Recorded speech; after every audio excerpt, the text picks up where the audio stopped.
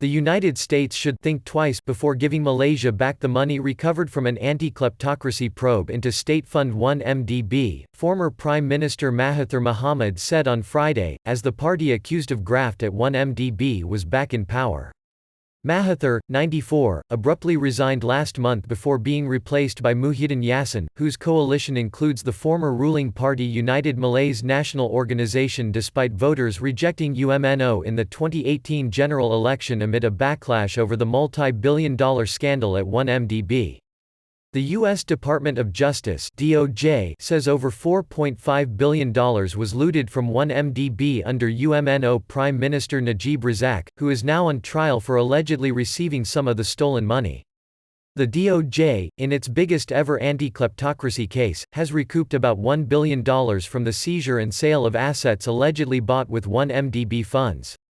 The DOJ returned nearly $200 million to Malaysia in May, but a second transfer of about $240 million was delayed last month amid uncertainty following Mahathir's resignation, sources have said.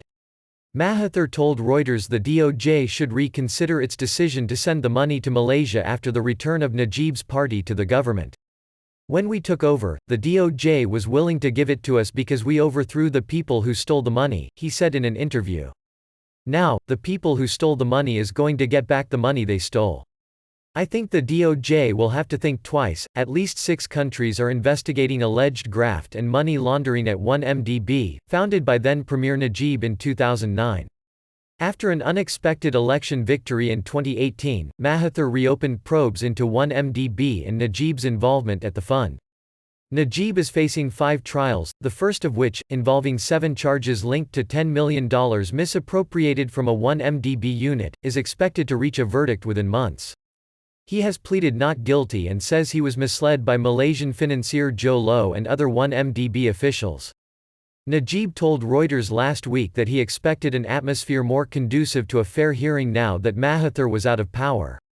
The case has also led to scrutiny of Goldman Sachs, which Malaysia has accused of misleading investors over bond sales totaling $6.5 billion that the bank helped raise for 1MDB.